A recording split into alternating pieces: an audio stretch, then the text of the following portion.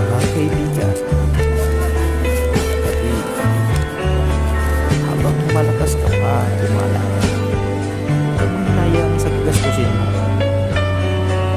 Habang tumatagal, tumatanda ang tao, mas maganda pa rin na maraming kang mga alaala, marami kang lugar na napasyalan para sa iyong pagtanda mayroon kang mga maalalang mga gandang mga memory na lagi mong babalik-balikan.